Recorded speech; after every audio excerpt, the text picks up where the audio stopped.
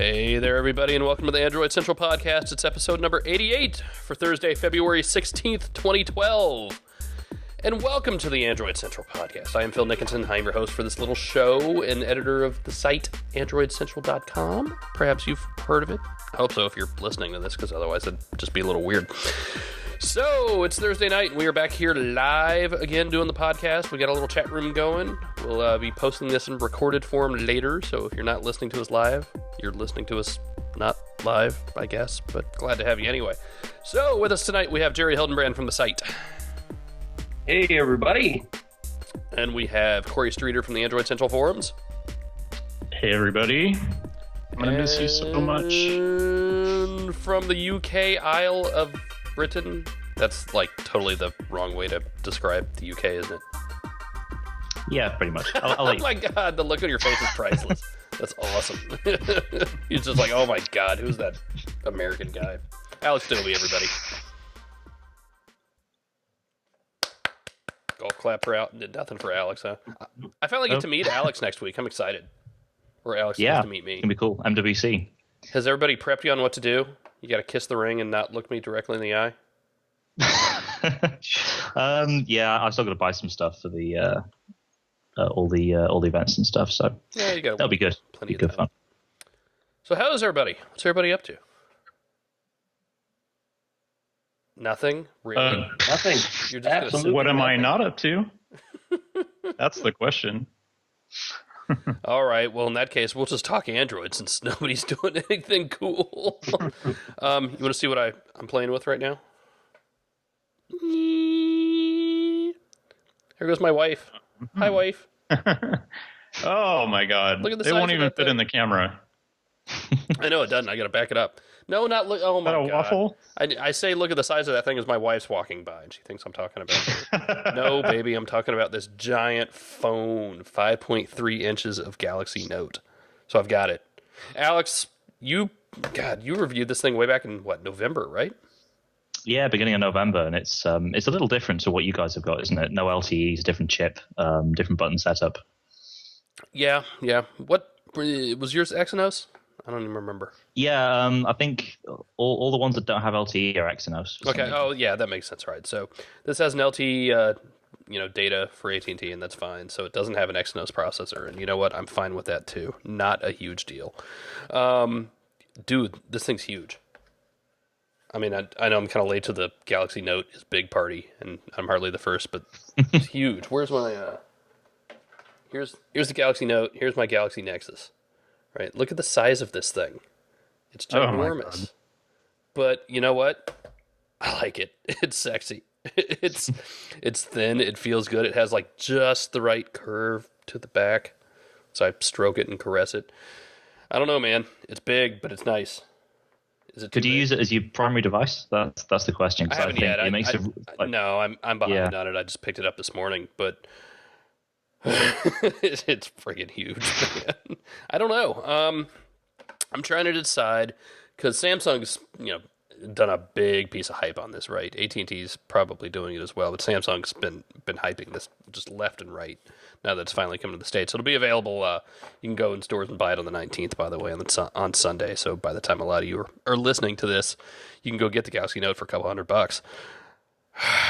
I don't know, Alex. You actually went out and bought one. Are you using it primary or are you using Nexus? Yeah, well, I got one as an on-contract upgrade, and kind of the idea behind that was that it's free on contract, and my thinking was that, okay, if it sucks, at least I can sell it and get a tablet instead. But I like it. I've kept hold of it. It's or you can use it. It makes a really nice secondary. Instead. Yeah, and it's a really nice secondary device.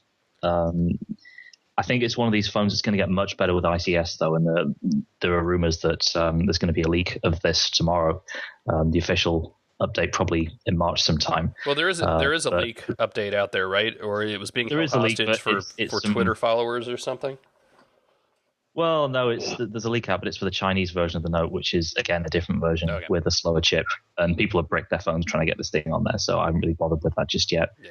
But there's a lot of ice cream sandwich that I think is going to make the Galaxy Note a much, much better device. So the updated browser, the ability to put Chrome on there, all this stuff, the enhanced multitasking, I think is going to be a big update for it. And I think people who buy Galaxy Note maybe on Sunday, there's going to be possibly in a couple of months' time, there's going to be a big update that's going to make it an even better device. Are you using the stylus on it any? I am, and it's kind of on and off. I tend to find that I use it mostly. The one thing it's really good at for me is swipe. Swipe with a stylus is awesome.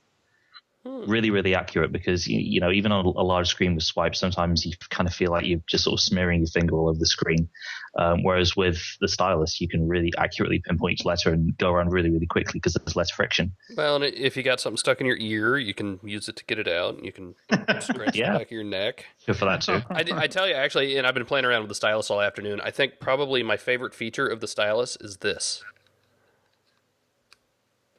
and it's gone. It's in the phone, out of sight, out of mind. Unlike something like the HTC Flyer, which had a stylus, right, and no place to put it. Yeah, which is just ridiculous. Why have a stylus that you're going to lose or not take with you because there's no place to put it? I mean, if you're going to have it, I think Samsung did it exactly right, and it's hidden in the body of the phone. If you don't need it, it's there. If you need it, it's there. I mean, that's, if anything about the stylus, that's the ingenious thing. They put it in there in a nice, stylish way. The stylus is stylishly stored. I'm putting that in the review, by the way. Nobody steal that. So what do you think about all these rumors that, I mean, we'll get to, I guess, MWC rumors later on, but the rumors that there's going to be a Galaxy Note 7.0 and 10.1? Stop. Maybe that, I don't know, are they going to rebrand the whole tablet line maybe? Because that would make a little more sense, except we're still seeing 7-inch tablets being released right now, I don't think. Yeah, we had another one today. Yeah, I don't 7 think I plus have one in the N. room. Just right this second. I mean, look, it's ginormous. It's very, very big. Do you have your 7 Plus there? It's in the other room. My wife is cursing it as she walks by again. No, I think the 7-inch tab's in the other room, so we'll obviously have some pictures and videos of everything together. Yeah, but I need to see some pictures of that. It's huge, man. It's big. Yo, I tell you the one thing that makes no sense to me, so I think we can do this on video. So you can unlock it with a stylus, and that's awesome, right? You can go do stuff. You can flip around the UI with the stylus, and that makes sense. Go into the menus, which you can do with the stylus, right? But you might already see where I'm going here. So I'll go to the display, and just flip up and down. You can do whatever you want, but you can't go back.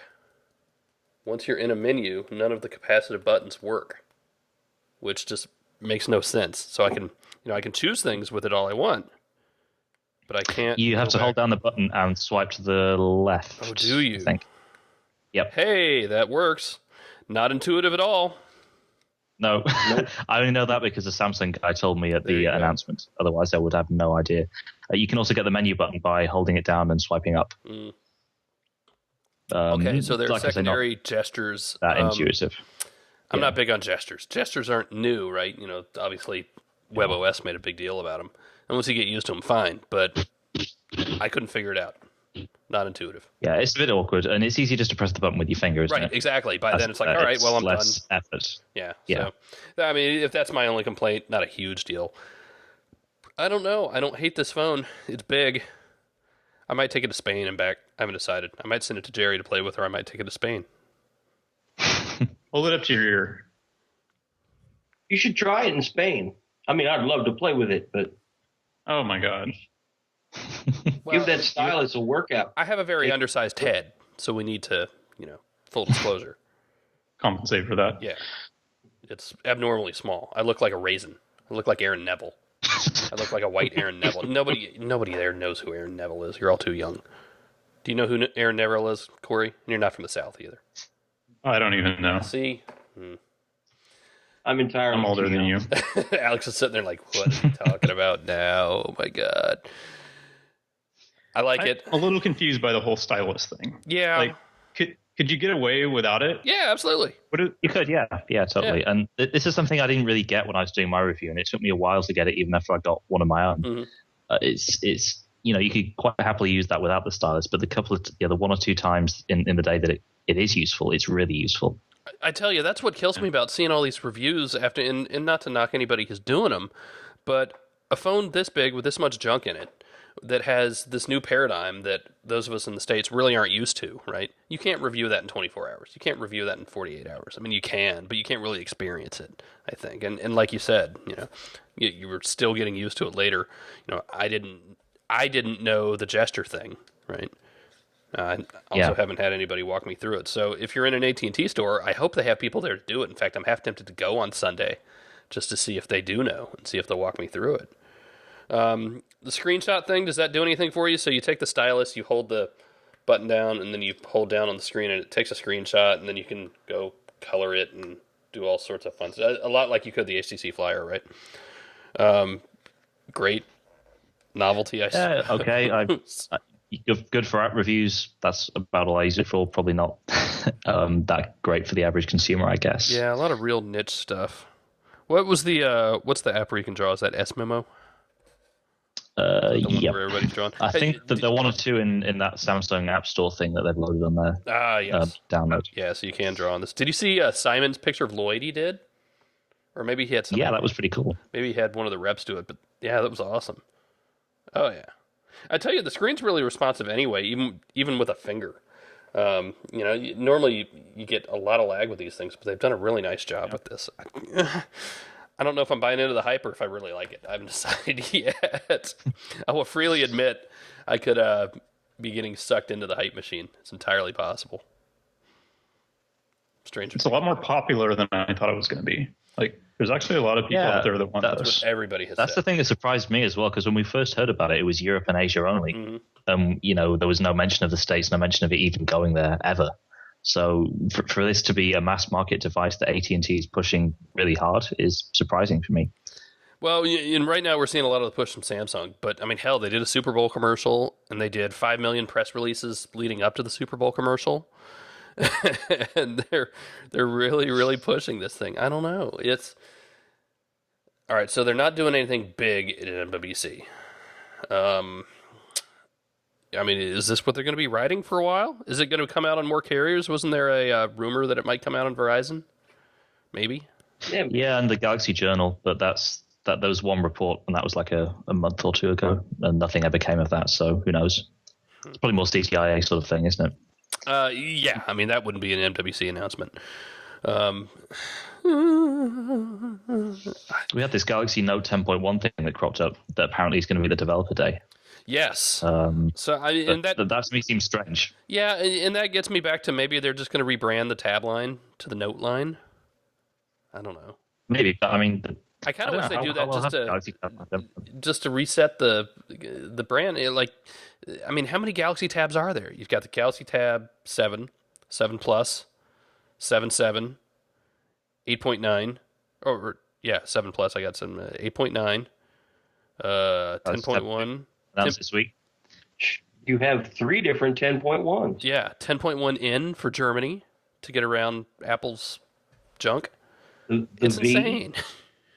I can't keep them all straight. I don't know how Samsung... I was trying to picture that the other day. Think of like all these Samsung execs in a room somewhere. We're like, all right, so how's the Galaxy Tab doing? Well, which one? The 10.1. Yeah. Which one? I'll bet they're confused. Yeah, I mean, how the hell do you keep it all straight? I can't. They got to have a cheat. There's got to be a cheat sheet somewhere. And somebody says, all right, we're going to talk about this one. And they point at it. It's like when I order food at a Japanese restaurant or something. It's like, I want that. I don't know what the hell it is, but it looks good. I'm just kidding. I love Japanese food. I don't know. It just looks sexy. Clean. The lines are so clean. Did either one of you make a speakerphone call on it? I mean, that would be important to me. Yeah, I would think here, you want me to do it right now? It's surprisingly loud. Hang on, I'll crank it up. We'll call the store. Listen, put it up to the mic. That was Thank clever. you for calling Smartphone Experts, your complete source for smartphones. This is going to totally sound horrible. For smartphones and accessory sales, press 1. If you have it works. Should have ordered something. Don't call it a phablet. Because I'd never hold that thing up to my ear. No. That's that's the one thing. You look pretty ridiculous doing that. Yeah. Or even walking around, everybody is looking down at their phones these days, but Corey's looking down at his tablet. Yeah, it's like, okay. Don't call it a phablet, by the way. I'm moratorium on that. First writer of ours who tries to call this thing a phablet in print and not in a joking way is just fired, gone. That's it. Note to self.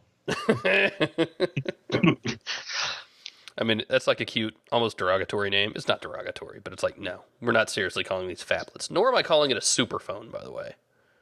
Still can't. Yeah, that's kind of a stupid term anyway. That's been thrown around since the days of the Nexus 1. Yeah, and Samsung's pushing that real hard. But no, I'm not doing superphone either. Sorry.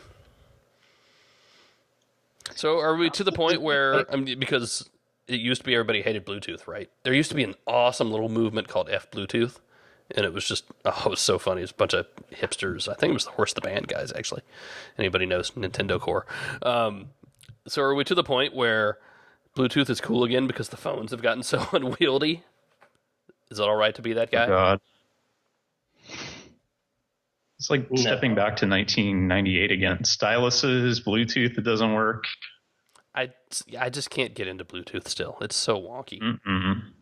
Only time I kind of like it is like in my wife's car, 'cause she's got it built into her car.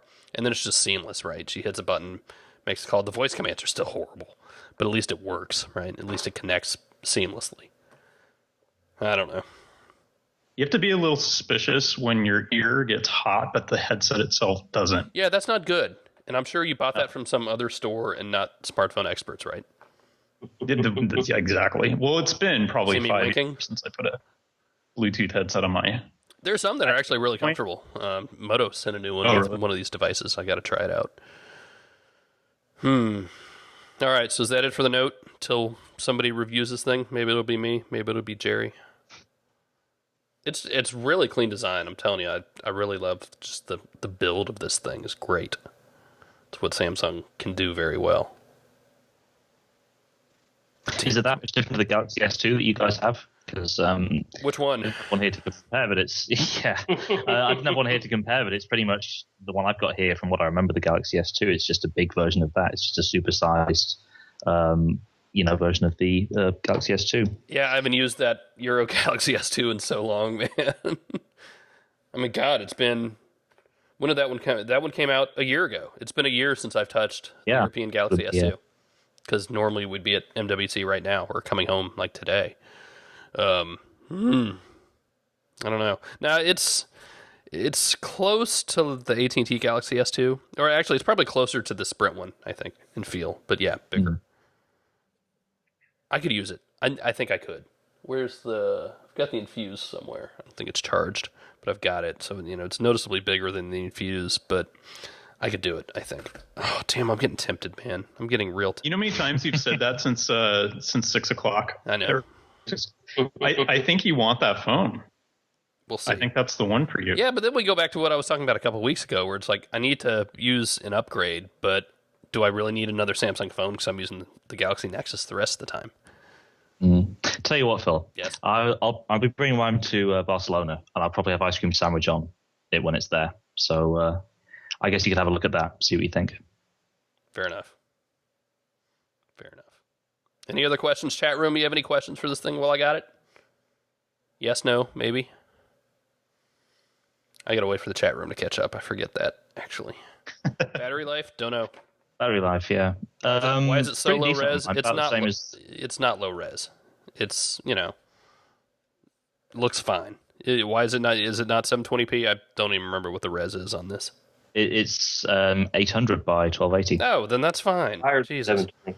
Yeah, it's, looking at it, the screen looks fine. Samsung does screens, right? The display is great. The screen compared to Galaxy Nexus looks like a display. Just... I actually think just the two side by side here, the ones I've got, the Note actually looks a bit brighter than the G-Nex. It might. I need to put the same backgrounds on them and crank them up, and we'll see. I tell you, if you can get over the size, if you can handle the size, I might recommend it on site, because we know the software that's on it, right? We're used to that. I really actually like the later versions of TouchWiz. So, all right, that's it for the Note. We'll play with that this weekend. What's next? Droid 4. You want to talk Droid 4? I've got it here too. Take it out of the box. I'm ready to send it back, actually. I will just say this about that. Awesome keyboard. Love the keyboard. Hate the display.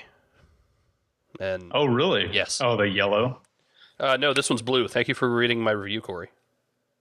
Busted! Oh, we got him. No, the keyboard's awesome. Best keyboard on a Droid yet, and I think I called it the best physical keyboard I've used. And I think it really is. But the display is lacking. It's, you got the pin tile thing again. You've got a weird... the UI dims as you go between home screens. It's just odd. I'm sure it was designed that way for some reason, but it's just odd. Other than that, it's a great phone, right? It's fast, it's smooth, the keyboard's awesome, data's fine, battery's fine, but for somebody who looks at phone displays and looks at phones all day long, I mean, you can really tell. Normal people, civilians, I call them, might not notice, but it's disappointing. It could have been perfect. It could have been really perfect. Other than the display, it's great. That's unfortunate. That's terrible. Yeah, they've got to be saving it for the Droid 5 because if you think about it, what else? What else can they add to it? Yeah, I mean that should be out next week. Do you guys think we're going to get a Droid 4 Max? Because remember, if you haven't read the review yet, shame on you. Go read it now. I'll wait. All right, you back? You can't remove the battery. Oh, where did I put the battery unlock tool? Hang on. I didn't do this last week. Oh, I totally just dropped it too. I don't know where it went. You are so hard on phones. Well, I won't be opening the battery door on camera this time. But yeah, I mean, it's got that weird thing, so you can't remove the battery. So that's the other big negative, I guess. But, other than that, it's a great phone. What else can I find to knock it as soon as I said it's awesome? Yeah, I mean, do you think we're going to see a Droid 4 Max anytime soon? Bigger battery? I don't know. As thick as that thing is, can you imagine it with an even bigger battery? That would be a bit crazy, wouldn't it? I found it! Oh, I dropped it again.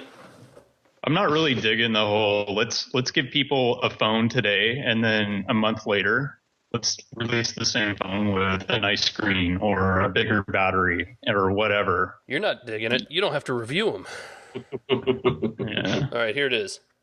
You got this little unlocking tool, which is just a little thing that sticks in a hole, and then it comes off. Really? Yeah. Sorry, I didn't read your review. Yeah, it's really weird, but it works. So let's put that back in the box before we lose it again, shall we? So that's it on the Droid 4, I guess. If you haven't read the review, do it. Because actually, I'm kind of proud of that. It was a good review. That tool. Well, Yes. I just have to say something. I mean, what were they thinking? I don't know. It's kind of Why not? Well, I just lost the box. you don't even own the phone. You've had it for a few days put aside because you're not using it right now. Right. And you almost lost the damn little tool. You're going... Renee, switch cameras again for me. You're going to lose this thing. It's got a little loop on it, so I guess somebody figures you can put it on a keychain or something. But you're not going to put it on a keychain. You're going to lose this. You know what it's like, Jerry? It's like the Transformer Prime that I sent to you. And remember in the review, I said there are these two little tabs you have to take out before you can dock it. And you're going to lose them. Well, guess what I forgot to send to Jerry when I sent him that tablet? the tool. Yeah. The little tabs are gone.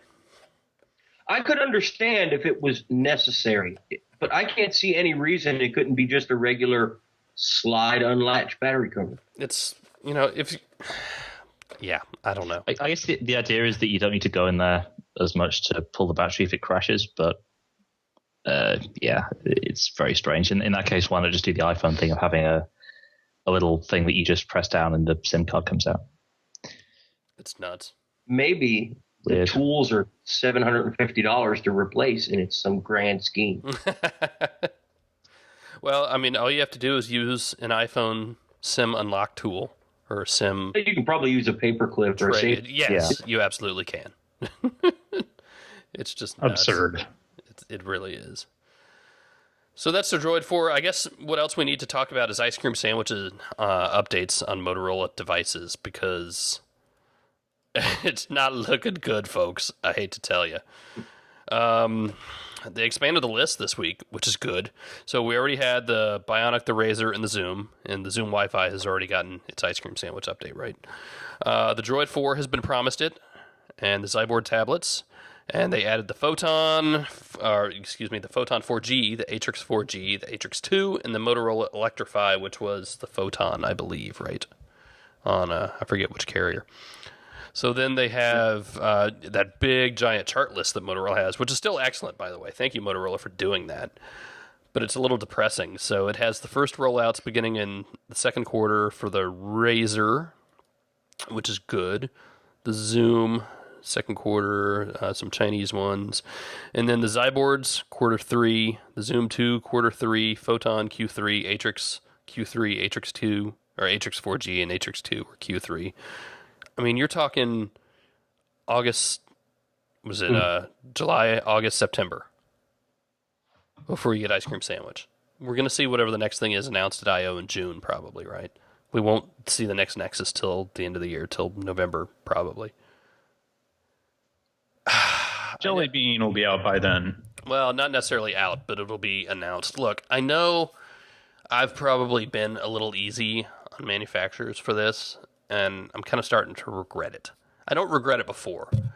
Updates are hard, right? Updates are not easy. Motorola, somebody said something somewhere where they said, look, it's not the skins, it's the hardware. And a lot of people took that out of context. I think you need to think about what we've talked about here a number of times, right, Jerry, about, especially in the past couple of weeks when it comes to the CDMA Galaxy Nexus. There are things you have to do hardware-wise when it comes to all these phones, and especially, some of these phones are CDMA and some of them are GSM. But when you're dealing with so much hardware, it takes time, and it takes people, and it takes lines of code. And you're basically starting... Look, I mean, a maintenance release is like starting from scratch. So starting from scratch is like starting from scratch. And it's not easy. And I think that's all they were saying. But that's why it takes so long, because it's a whole new piece of hardware, and it's a whole new code base, and you can't just slap it on at the end and say, all right, you're upgraded. Something's got to change. So what about the reports that one of the main reasons behind this is the laptop thing, that they're actually having to completely redesign that because the ice cream sandwich works, and maybe stick the tablet interface on there instead. Do you reckon there's anything at all to that? Have you noticed at all that we ignore those things in our reviews? Yeah. And, there's a reason for that. I mean, it's a cool idea that Motorola did, but I can't believe anybody's buying those. I just can't believe it. You spend less money and get a more featured netbook. Yeah. Or at that point, you can get a Transformer Prime or something that works well and isn't. And man, I tell you, with 3 HTC Flyers for that price. We didn't even think about this last week, but with Chrome now on Ice Cream Sandwich, Chrome working as well as it does, faster and better than Firefox on one of these things. I mean, it was never a good idea from the start. The old version of Firefox they've got on there that's probably never going to get updated. Yeah. It was an interesting idea. I'm glad they tried something different, but no. God, I hope that's not the reason. If it is, they just need to drop it. If it takes 8 months, 10 months to get updates out, that's too long. That's just too long, period. We cannot go through this again in 2012. And I know I say that it's not, new consumers who are worried about this. I'm past that. I'm really starting to change my tune on this. It's just too long. Buy a Nexus. Well, and it's they keep releasing new phones every month. Right. They so it's no wonder it takes them so long. And they've said they're going to do fewer phones or fewer models at least, right? And I kind of hope so, because it's getting ridiculous. I mean, look at the size of this list. And that's what 1, 2, 3, 4. What did I just hit? I hit that stupid picture again. 1, 2, 3, 4, 5, 6, 7, 8, 9. 9 devices on this list just in the U.S. that are awaiting ice cream sandwich right now, and some of them won't have it until July at the earliest. It's insane. It's just insane. Well, what kind of bothers me a little more than that is the Razer Max. Mm-hmm. Those phones should be getting ice cream sandwich much sooner than they are. Yeah. Well, it was announced. Motorola had that code. Yeah. When they announced the Razer, it was one of the bullet points was upgradable to ice cream sandwich, and now it's looking like middle of the year. Yeah. Well, and I said it in the Razer Max or no, in the Droid 4 review, I said, I'm sorry, and that's even worse because you have the Droid 4, Bionic, Razer Max, Zyborg 8.2 and 10.1, the Electrify and the Photon 4G, and the Zoom, the original Zoom Wi-Fi and 3G. So those are the Motorola ones. Well, that might be Sprint. It doesn't even give a time frame, so it could be sooner. It could be Q1, Q2, maybe it could be we just don't know. The fact that you have so many other devices that are up in the air is just ridiculous. And I'm totally in Jerry's corner on the Razer and the Razer Max. That was nuts. They should not have put out the Razer, period. And the fact that they're, discounting it, and I still see commercials for it, and it just pisses me off because I'm just like, buy the Max. You will be happier with it. And I see people on Twitter, people I respect being like, it has incredible battery life. Well, it damn well should. It's got twice the battery. It's nothing inherently different that the phone is doing. It's the exact same phone with a bigger battery. Of course it is. Well, what are the people that bought it just a few months ago? Yeah. That's infuriating. They should totally be allowed to, take it back and swap it out. If not for free, then maybe an extra $50. But I would do it for free if I was Motorola or Verizon. I would let them return it and get a Max, period. Yeah. So did you say the Motorola version of the Wi-Fi only Zoom isn't going to get it until Q2? Am I right in thinking No. that? The Wi-Fi only Zoom has it now. I'm looking. Right, okay. It says Motorola Zoom Wi-Fi plus 3G in the MZ600. Even that's kind of strange, given that the Wi-Fi version has had it, for a month or so now. You're looking at an extra 4 or 5 months for the LTE version. All right, yeah. So that's the LTE version. So that's that's Verizon's. I guess radio code is that hard? I'm not saying it's easy, but something must be. Yeah. I don't know. We talked about it before. That's why if I get a Nexus, I get a GSM Nexus. I don't want to have to deal with proprietary radio code. That's a stupid thing to worry about having to deal with, but it's just the way it is. It's a ridiculous thing to have to worry about, actually. But, man, Motorola. We can't do this every year. It can't be another company every year. And Samsung needs to do better, too. But yeah, I was going to say, you said Motorola, but it's everybody. Yeah. Mm-hmm. At least Samsung's updates get leaked. Yeah. That kind of makes up for it. Man. So that's that. Alex, I want you to talk a little bit about HTC stuff that we're probably going to see at MWC because you have been just all over this in the past day or two, and I haven't read much of it at all. All this has happened within the past week, really. Right. Over the weekend, we had a leaked RUU, which is a ROM update utility, which is basically an executable with the entire software inside it for that phone. This one that leaked over the weekend was for the Endeavour, which we think is going to be this big flagship handset, quad-core Tegra 3, apparently very, very thin and not at all like that render that was floating around last year. And it kind of looks like, with the branding, HTC is going for sort of like a 3-stage sort of thing. So they're having the One X, which is the Endeavour, the One S, which is the VIL, and the One V, which is going to be some sort of budget type device. So they're really getting behind one kind of singular branding for their entire range this year, at least in Europe, at least internationally. So you're going to have one high-end device, one mid-range device, one entry-level device, making it very, very simple. Is that too many? I don't think so. I think there's space for all three. And it's going to be interesting to see whether the V actually replaces a device like the Wildfire. So whether that's the absolute lowest end device, whether that's going to be whether they can actually get the kind of hardware we're hearing is going to be on there, which is a 1 gig CPU, I think a gig of RAM, a 3.7 inch screen. Whether that's now going to be sort of the entry level thing, and whether that's actually going to be quite affordable. The One S, it looks like it's just going to be pretty much a revamped sensation. We've already seen videos of that. It looks like a decent enough phone, nothing too exciting. But the list of specs that came out today through Motorco of the One X it actually looks like a very interesting device. And we've heard of a couple of other Tegra devices that are going to be probably at MWC. Mm-hmm. But this just looks like it has it all. The list of specs is on the front page right now. 1.5 gig quad core, gig of RAM, Ice Cream Sandwich, Sense 4.0, 720p screen with on-screen buttons, which is kind of interesting. 32 gigs of storage. So it's all there. A lot of people, I think it's been very interesting on it. A lot of people want to be excited about HTC again. I'm one of them. Yeah, I want to be excited about HTC again. People like to knock that Tegra stuff. You know, they have their other favorites.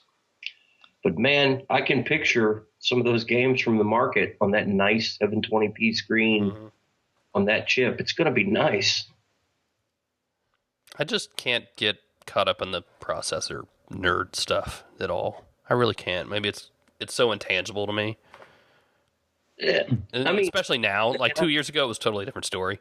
You know, back in the old Winmo days. But now, I can't tell. Yeah, I mean, I try to keep up with it because I find some of it interesting on the hardware front.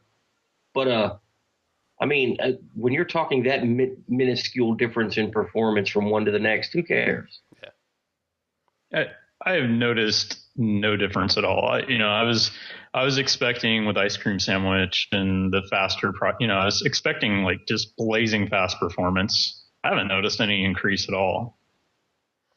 It's like, on the Galaxy Nexus versus what I've had in the past. Well, and there's still a little bit of controversy over what processor's in the Sprint Galaxy Nexus. And, whether it's 200 megahertz faster, it's like, you know what? You're not going to notice a difference, guys. I'm sorry. Don't make us go down that road again. Actually, should I even start joking that we won't actually see a Sprint Nexus?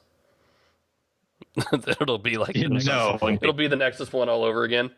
Hey, guys, we're getting it too. Oh, wait, no, we're not. Just asking. You're a mean man. I know nothing. That's totally me just making it up, but just saying. Stranger things have happened. Merge. All right. What about this HTC music streaming service? Do you guys see that happening? I mean, music playback is such a slippery slope, right? Because of DRM and the labels and everything. Yeah, and I didn't actually know this, but they launched their own store on the Sensation 4G, not any of the other Sensations, just the T-Mobile 4G one. And after they bought Beats, they shut it down. So maybe they want to take another shot at that. They've already got Watch, and there's I don't know how well that's doing these days. There was nothing on there last time I looked. But they've got Watch, they've got that bookstore on there as well. Right. So I think they're just about crazy enough to. They've got movies, they got books, they want the trifecta. Yeah, and we've heard rumors that they're going with their own game stuff as well. They bought. Who is it they bought? Not OnLive. Why is OnLive coming to mind? I think they invested in OnLive. Yeah, maybe that was it. It came out with the flyer last year. It's right about the same time. Interesting. We shall see. We'll find out in a week, I guess. A week from this coming Sunday. Yeah. What else? Oh, the Intel Motorola phone. So a leaked render came out from the place that leaked renders emerged from, I guess. It looks like a Motorola phone with Ice Cream Sandwich stuff on it, maybe an updated UI. I don't know. Yeah. I don't see anything there that particularly wows me. And I tell you, like we've seen from a lot of these leaked renders lately, they change, and they're not necessarily final. So I'm not reading too much into this just yet. Yeah, it looks very early. It looks like a mock-up. I don't think we'll actually see a phone that looks like this. The only interesting thing to me is the fact that Motorola is moving towards on-screen buttons, which I guess now we've heard HTC is doing the same thing, so maybe that's not quite so interesting. Yeah. I've used the was the one Lenovo was releasing in China. I played with that. I played with the reference platform, and I mean, look, they're like prototypes at shows, right? And those never run well. I think battery life is really what I'm looking forward to.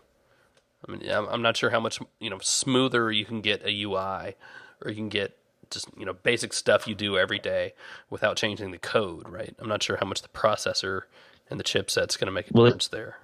even in the past year, the smoothness of the user experience on a phone is dependent more on software than it has on hardware. Exactly. You just look at any Samsung phone for evidence of that.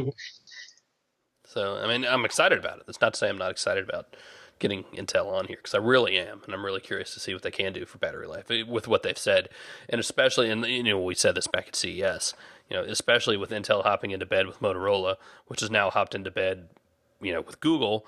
And speaking of which, segue. Was it the EU gave its blessing to the Google Motorola union this week, and so did the U.S. Department of Justice. Yep. And there was some interesting, if you haven't read, go read our post on it, but it's actually worth reading the entire kind of press release that the DOJ put out, because they really did basically say, all right, we're not crazy about what Google has said in regards to patents, and there's this whole fair use thing and fair licensing of patents. Whereas, if you haven't heard about it, I don't think we did a post on this one, but Apple has said, well, Motorola wants too much money for these patents, and it's unreasonable. And Motorola says, well, we've been trying to sell them to them. They won't take them. And the DOJ and Google has said, look, we're going to, keep the course, right? We're going to stay the course on these, and we think it's fair. And the DOJ kind of disagreed, and they said, look, we're going to keep an eye on it. And if we think, shenanigans are happening, then we're going to step in. So they're definitely watching it. But they said, insofar as the acquisition itself goes, there's nothing there that's really going to change the landscape and is unfair. So they let it go through. But they also let, in the same 3 investigations, they let that whole Rockstar Bidco patent thing go in. And that's the consortium of, was it RIM and Apple and Microsoft and I forget who else, who outbid Google for that one patent suite. So the axis of evil. Yes. It was a hell of a read, and honestly, it took me a few times to kind of absorb it all. But what the best thing of that whole release was when they basically said, yeah, you know what, RIM and Microsoft, your market shares are just too little to really cause any trouble starting a patent war over all this, so don't. They basically called them small potatoes. Yeah, it was pretty funny.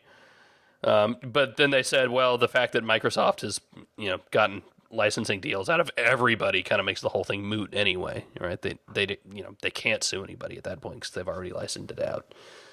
So it was a good read. It was really interesting if you're into that stuff at all. It's, one of the better things. I really hate these patent stories.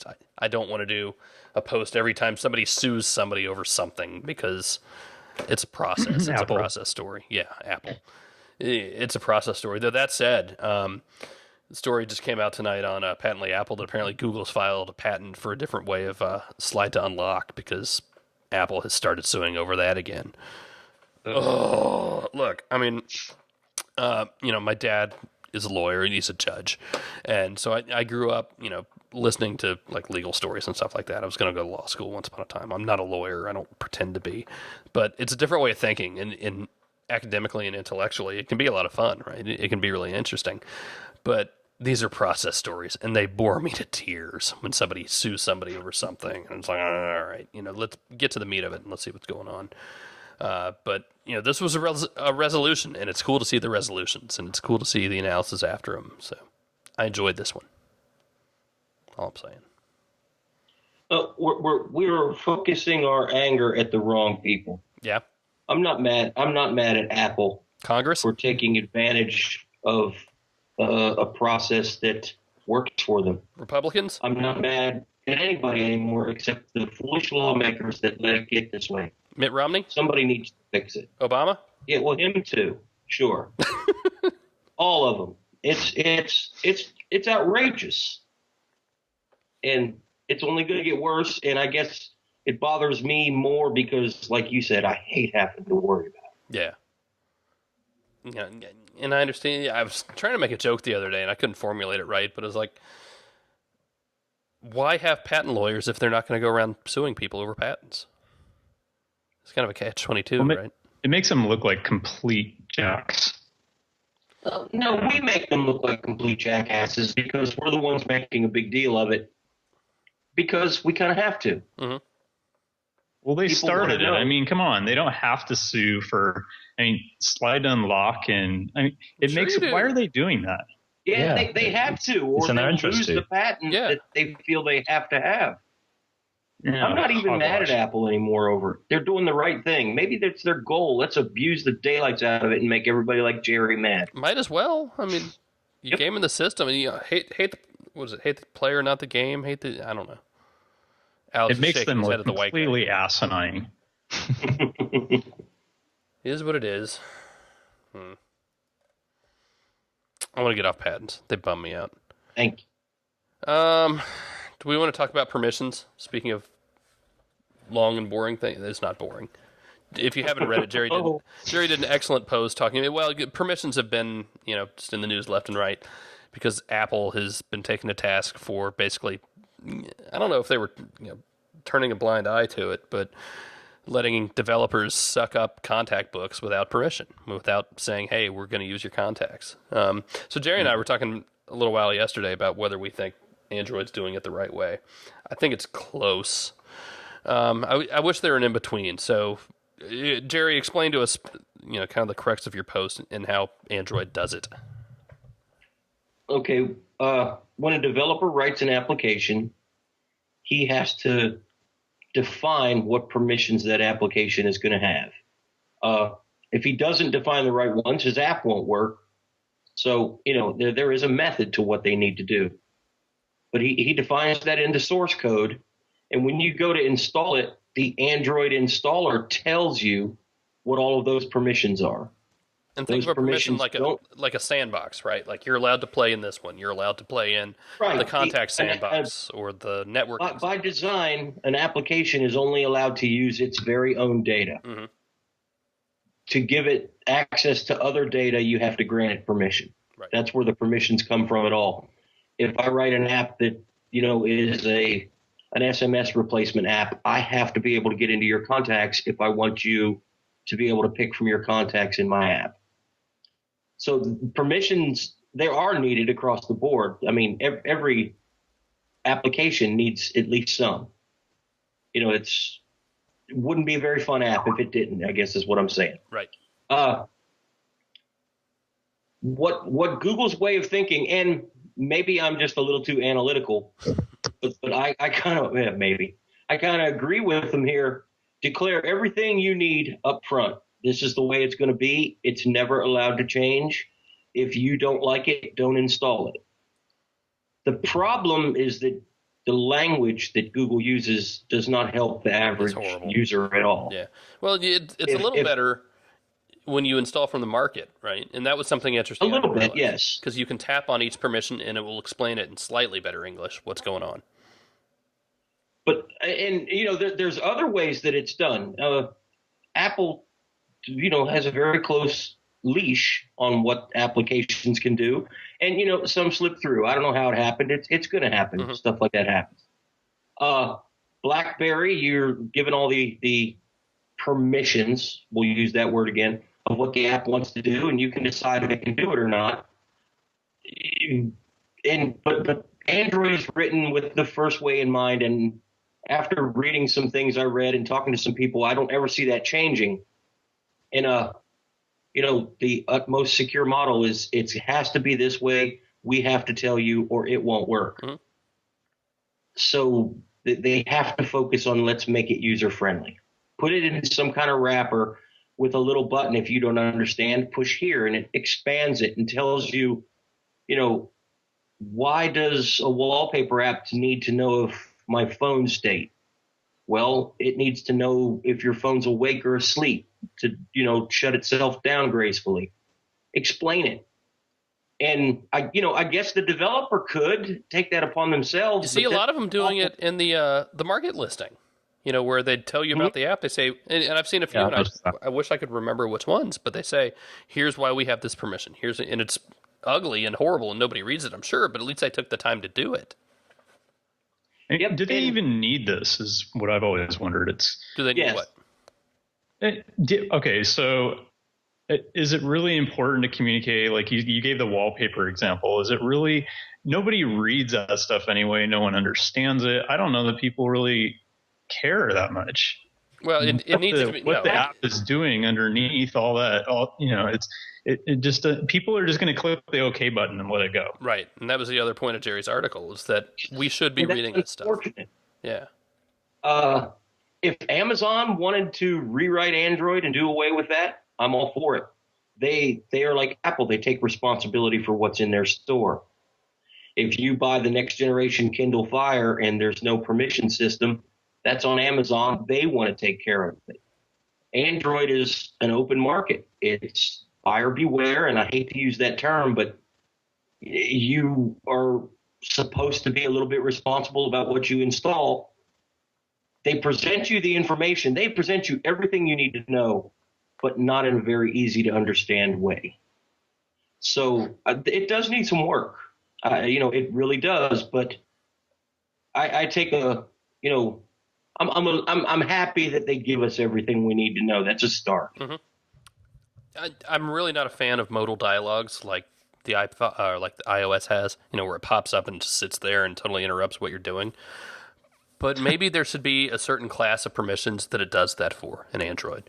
If, in Path was the big example, right? So say it's an option to send them, to give them access to your contacts on your phone to do whatever it is they're going to do with them. What if, to use that certain class of permission, you had to pop up a little modal dialogue that said, hey, just so you know, you've already said, we already have access to this, but we're letting you know that we're still going to do this, and here's why we're doing it right this second. And then, Well, a good example of that is what Super User does. So you have to choose once to let an app use root permissions, but right. Once it does it again, you just get a little pop-up at the bottom that then fades away that says this app now has root permissions. It's an extra gate. But yeah. If I were to write a piece of malware that wanted to steal your address book, and I wrote a beautiful photo sharing program and didn't declare any permissions to access your contacts, you install it, everything's good, everything's fine. I get you to install another piece of malware that just programmably puts the entry in the database, and then I get your contacts. If it can be done in front of you in a dialogue, it can certainly be done behind the scenes. That's very unsafe.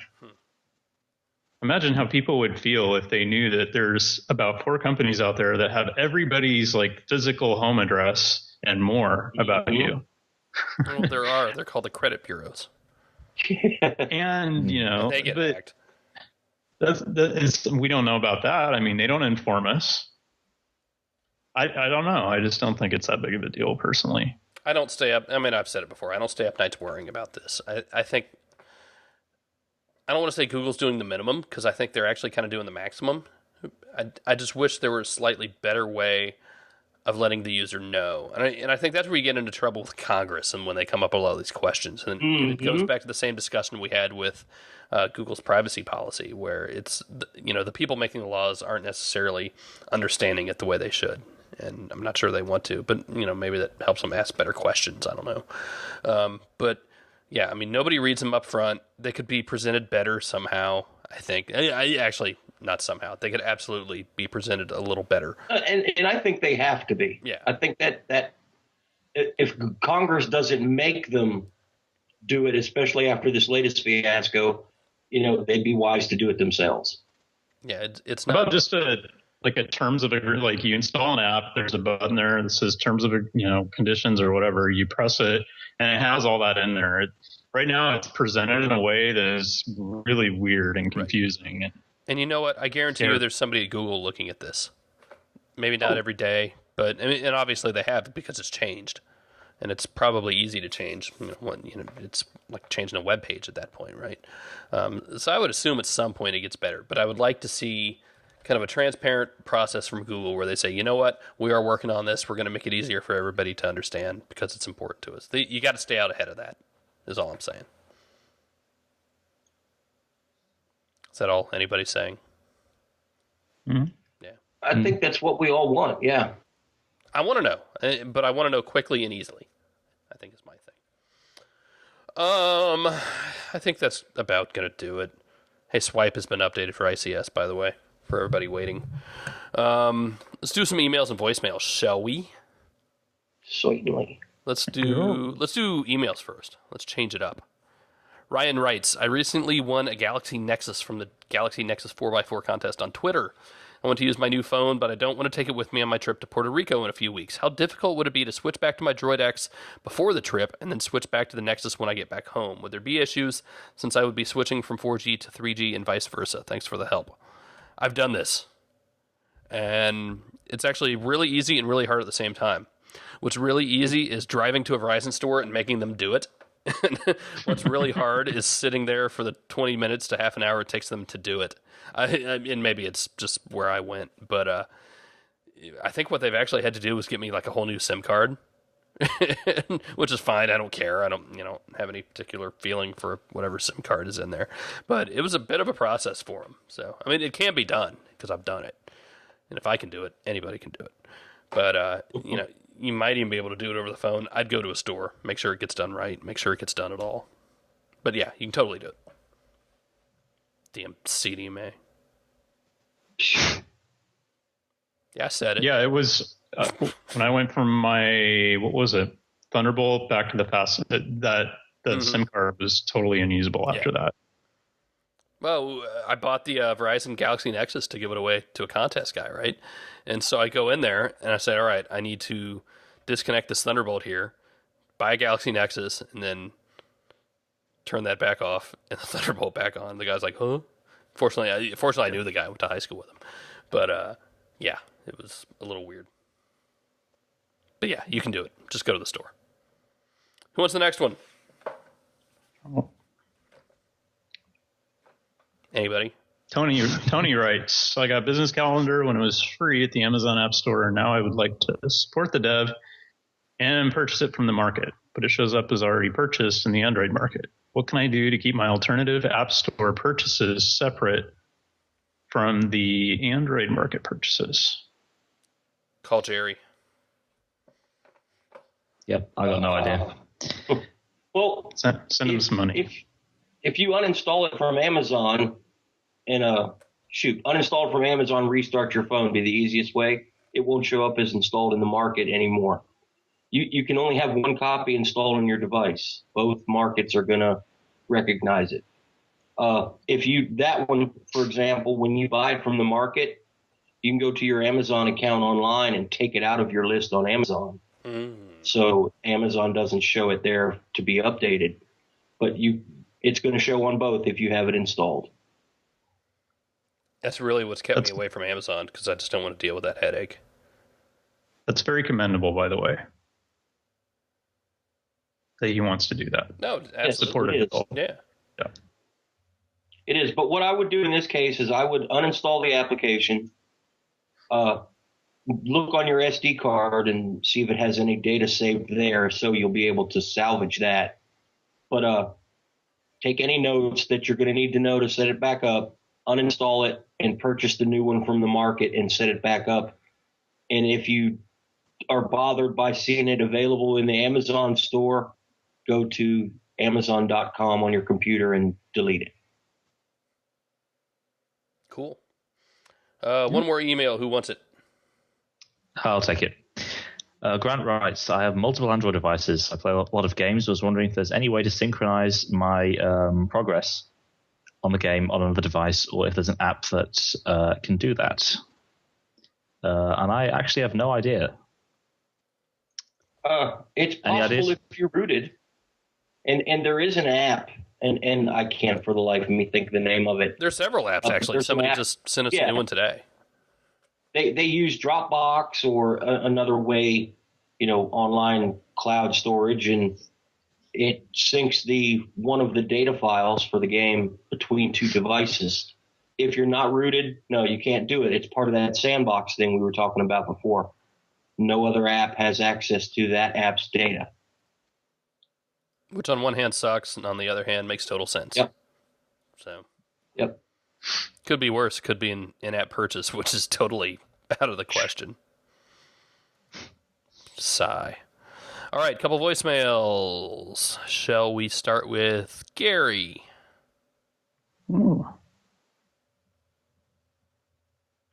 Hi, this is Gary from Texas, calling for the Android Central podcast. I have the Galaxy Nexus GSM unlocked. Had it for about a month. I love it. Love ice cream sandwich. If you guys are you guys experienced? I know Jerry and Phil and you guys all have the Galaxy Nexus GSM versions. Are you all experiencing some of the same things that you may read and see on the Verizon forums? Because honestly, I'm not seeing a lot of those issues. I don't get many. I think I've gotten one reboot since I've ever had the phone. That's when I first actually rooted it and unlocked it. And otherwise, it's been smooth sailing after that. If you guys can kind of talk about that, and appreciate it and love the podcast. Bye-bye. So the rebooting thing is a very strange issue. It seems to be very, very sporadic, and some people get it more often than others. In my experience, it's changing the battery that seems to have some kind of effect on it. Just because since I've been using the extended battery, I've not had a single reboot on mine, whereas before, at the worst times, it'd be multiple times a day it was doing it. So I don't know if that's just some sort of random coincidence. But my uptime, I'm looking at it now through Android System Info. My uptime is 28 days, 16 hours, 6 minutes, and 47 seconds without a reboot. Yeah, and that's the weird thing. Some people can't get a day of uptime without a crash. Yep. So there's no rhyme or reason to it, it seems. A lot of it. I've actually had mine, at the Verizon version. Mine's actually done that a few times. And as you know, I don't put a lot on my phone. It's just kind of stock. Which software version is everyone on? I'm on some hack version of 404. Yeah, me too. So that's probably has something to do with it. Yeah, I'm on it too. I'm on 402 stock. It really comes down to two things, I think, right? It comes down to what apps you have and what could possibly start interacting poorly. And that's always been the case, right? And I really think, and this is totally uneducated on my part, but it's just how I feel, that radios and signal wherever you are could play a pretty big role too, especially when it comes to Verizon, because for a long time I thought I had really good Verizon signal in the house here, and then the Galaxy Nexus came out and they're like, oh no, it's reading the signal a little differently, it's more accurate or something. It's like, well, damn, now it sucks all of a sudden. When did that happen? And it could be that there are more people using it here in Pensacola than there were a year ago. In fact, I'm sure that's the case. So I really think those are probably the two large, the two major factors, right? Yes? No? Yeah. Well, I mean, what you have installed is going to make a big difference. Absolutely. I think a lot of what you see in online forums, the same people that are complaining about some of these little niggling bugs that just don't go away, are the same people that are rooted and running every single ROM and hack they can find too. Not necessarily. I read a lot of people who are running stock who've had this reboot thing, and I was running completely stock with it even before I unlocked the bootloader, and I was getting it occasionally. So I think with that particular issue, there's a bit more to it. But yeah, if you're running custom ROMs, you've got no right to complain to Google when this kind of thing happens. Yeah. I tell you, the one weird thing that I've had happen, and happened again this afternoon, is the phone will be on, but I can't get the display to turn back on. Like I hit the power button and nothing happens. That's kind of annoying. Strange. Yeah. The only thing that I've noticed with mine is face down, it gets a much better signal than face up. And that's not software, and that I'm not real happy about. Well, but your desk is also made out of it doesn't affect the phone. It's I'm not saying there's anything wrong with it, but there is some variances, some weirdness going on with my phone as well as with everybody else's. Yeah. Mine gets better reception in landscape orientation for some reason.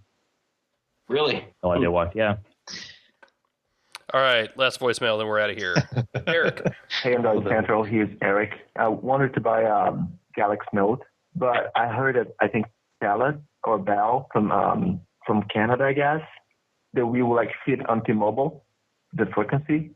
So I would like to one of you guys can explain better if we can just buy from the Canada and just pop up a T-Mobile SIM card on it. Okay, thank you. That's all right. So he wants to get a Galaxy Note from one of the Canadian carriers that shares frequencies with T-Mobile. Hey Renee, can I just order from Telus and have it shipped down here to Florida? Will they do that? Telus and Bell use the same frequencies that Rogers and AT&T does. You'd have to go to Wind or Dave or Video. Whoever, but I mean, can I call them up and be like, hey, send me a phone? Will they send it to me in Florida if I give them money? They might, but they would probably be carrier locked. Okay, well, you can, and that's not surprising. It'd, be the same thing if it were the other way around. But I don't know. I mean, I'd probably try to buy one just off eBay or somebody just because it's easier, right? Well, if in his case, if or if you're up there, I guess, yeah. Yeah, well, if Wind gets the Galaxy Note, that would be T-Mobile's 4, 3, 5G, whatever the hell they call it. That's a big draw. If Wind would get a Galaxy Note, I believe I'd have Chris buy me one. Well, there are people poring over this on forums. Apparently, the chip in the AT&T Note can support T-Mobile frequencies. It just has it disabled. Well, yeah, and that's the same with the Galaxy S2. My T-Mobile Galaxy S2 with the right software works just fine on AT&T HSPA. I've tried that, so that's a possibility as well. Miriam from Engadget did a post on that today, actually. I think she tracked that down. It's such a mess. It's wise of these carriers not to advertise that. We saw that right on, what was it, the G2X. Somebody somewhere said that it would work on AT&T because the hardware itself works on AT&T, and that certainly wasn't the case. Yeah. So I mean, if that's what you're relying on, careful. That's all I'm saying. Mm-hmm. Very, very careful. And that, boys and girls, is going to do it. I'm excited. You know why I'm excited? Because about 1 week and 12 hours from now, we're on our way to Mobile World Congress. Except for Alex. He's coming a day later. Because he doesn't have to fly overnight. Lucky son of a... But we're going. I'm going to be there. Alex is going to be there. Dan from WP Central. And Simon Sage, one of our editors at large / large editor, will be there. And it's going to be a blast. Have so much fun stuff coming. I'm going to, if you haven't yet, go to androidcentral.com/MWC, and you can get all of our MWC stories we've been doing. And I'm going to slap a rough kind of schedule up there so everybody knows what's going on. Because for everybody in the States, a lot of the stuff's going to be happening while you're sleeping, hopefully. But a lot of stuff's kind of going, especially the first day. That's Sunday. A lot of the stuff is kind of in the evening for us, so that's good. So you'll be able to catch whatever we're doing live. And we've got the HTC event, Huawei. Who else? I forget who else. There's another. Sony Ericsson. Sony.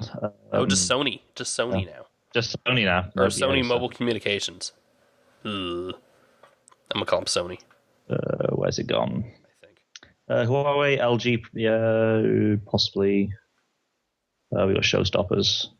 You've got a bunch of stuff listed here. I don't know what I can say and what I can't, so I'm staying out of it. Yeah, stay out of that. Actually, I think it's all public at that point. But yeah, no, it's the bulk of the stuff we're doing is Sunday and Monday. I think it's the really sexy stuff. Got a lot of cool meetings and stuff the rest of the week, so we're going to be there. We get in town Saturday, so Saturday through Thursday the next week, or through Wednesday, I guess. So a whole lot of stuff coming, and as such, I don't think we'll be doing a podcast next Thursday. If we do, we might do one during the day. We'll see. See what's going on. If I'm not doing one. I got a flight 3 hours after podcast time on Friday morning.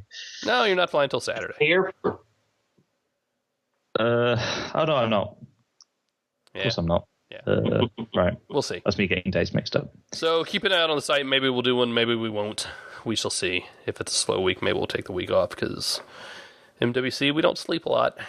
I know it's glamorous and all, but it's really not. It's hot and sweaty or cold and chilly and not a whole lot of sleep. So with that, be sure to email us at podcast@androidcentral.com. You can get us all on Twitter at Android Central. I'm at Phil Nickinson. Terry is at GBHIL. Corey is at Corey Streeter. And Alex Dobie usually isn't on Twitter, but he's at Alex Dobie. You can get us all on Google+. Just search for our names. We're there. As we are every week, we are brought to you by the Android Central Store. Get them at store.androidcentral.com. No! I did that again. Somebody has to change the script. Shopandroid.com. And if you're not following Shop Android on Twitter, do it because they're still giving stuff away and letting you know about all the great deals they got. You can call them at 888-468-6158. And you can leave us a voicemail like Gary and Eric did at that same number, 888-468-6158, extension 222. So